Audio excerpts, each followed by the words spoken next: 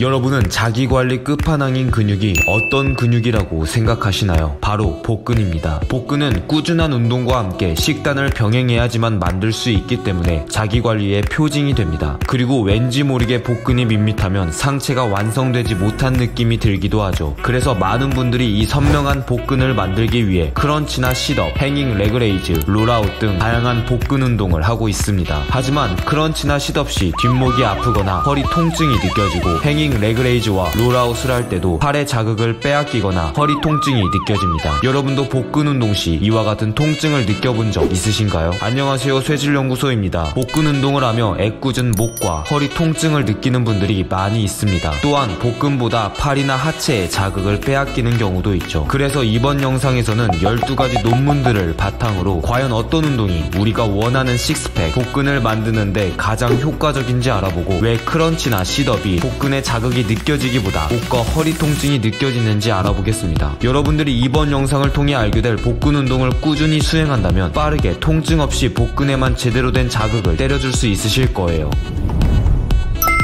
먼저 우리가 쉽게 부르는 복근은 복직근, 복횡근, 외복사근, 내복사근 이렇게 4가지로 구성되어진 복합적인 근육입니다. 그중 우리가 소위 식스팩이라 부르는 복직근은 가슴과 골반을 모아 몸통을 앞으로 구부리는 동작을 수행합니다. 또한 복횡근과 함께 몸통을 바로 세우는 역할도 수행하죠. 그리고 복횡근은 가장 안쪽에 위치해 있으면서 복부 전체를 덮어 복압을 유지하고 몸통의 안정화 역할을 똑똑히 수행하는 중요한 근육입니다. 그리고 외복사근과 내복사근이 있습니다. 이 두 근육은 몸통을 좌우로 비틀거나 구부리는 역할을 수행합니다. 또한 이름에서 알 수 있듯이 외복사근은 우리 눈에 보여지는 바깥쪽 근육으로 상체의 미적인 아름다움에 중요한 역할을 하는 근육입니다. 그렇다면 복근 알맹이를 선명하게 만드는 가장 효과적인 운동은 어떤 운동일까요? 먼저 2008년 유다스 박사가 진행한 한 연구 결과를 자세히 살펴보면 크런치, 리버스 크런치, 사이드 브릿지, 앱 롤아웃 등 다양한 복근 운동의 근전도 검사를 실시했습니다. 이때 복직근과 내외 복사근의 가장 높은 근섬유 동원율을 보인 운동은 바로 앱 롤아웃이었습니다. 많은 분들이 롤아웃이 복근에 효과적이라고 알고 있죠. 그리고 2006년 에스카밀라 박사의 연구팀에서도 크런치, 행잉 레그레이즈, 윗몸 일으키기, 리버스 크런치, 앱 롤아웃 등 12가지의 복근 운동 근전도 검사를 실시했습니다. 이때도 복직근, 내복사근, 외복사근 모두 앱 롤아웃이 가장 높은 근섬유 동원율을 보였으며 행잉 레그레이즈가 그 뒤를 이어 2위를 차지했습니다. 이 두 가지 연구 결과만 봐도 앱 롤아웃과 행잉 레그레이즈가 복근 운동의 가장 효과적인 운동이라는 점을 알 수 있습니다. 그렇다면 왜 복근의 가장 효과적인 운동이 이 두 가지 운동일까요? 우리가 대부분 알고 있는 보편적인 복근 운동은 싯업과 크런치인데 말이죠.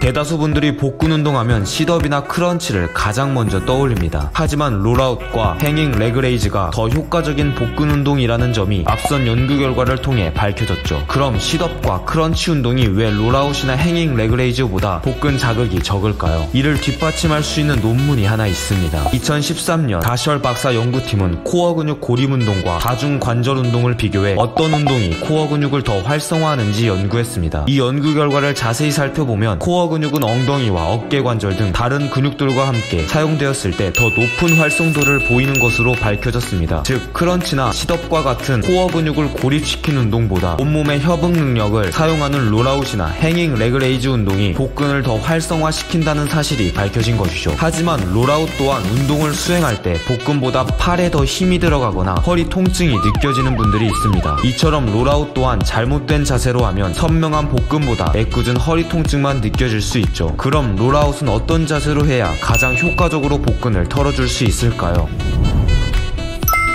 많은 분들이 롤아웃 시 복근에 제대로 된 자극을 느끼지 못하는 이유는 바로 팔꿈치의 위치 때문입니다. 이와 같이 팔꿈치를 다 펴지 않은 상태로 롤아웃을 수행하게 되면 복근보다 삼두근의 자극을 빼앗기게 되죠. 또한 팔꿈치가 구부러지게 되면 자연스럽게 돌아올 때에도 팔을 먼저 당기게 됩니다. 악순환의 연속이죠. 그렇기 때문에 팔은 쭉 편 자세를 수행하면서 롤아웃을 수행할 수 있어야 합니다. 하지만 롤아웃이 이처럼 좌우 폭이 얇은 경우 좌우 밸런스가 무너져 팔을 쭉 펴기가 어렵습니다. 좌우 밸런스가 흔들려 팔꿈치 또한 자연스럽게 구부러지게 되죠. 이와 같은 문제를 해결하기 위해선 롤아웃 휠의 두께가 두꺼운 제품으로 롤아웃 운동을 수행해야 합니다. 이와 관련된 3휠 롤아웃 제품에 관한 정보는 아래 설명글과 고정 댓글을 참고하시길 바라겠습니다. 그럼 이제 팔꿈치는 쭉 펴야 한다는 걸 알았습니다. 하체는 어떤 자세를 유지해야 할까요?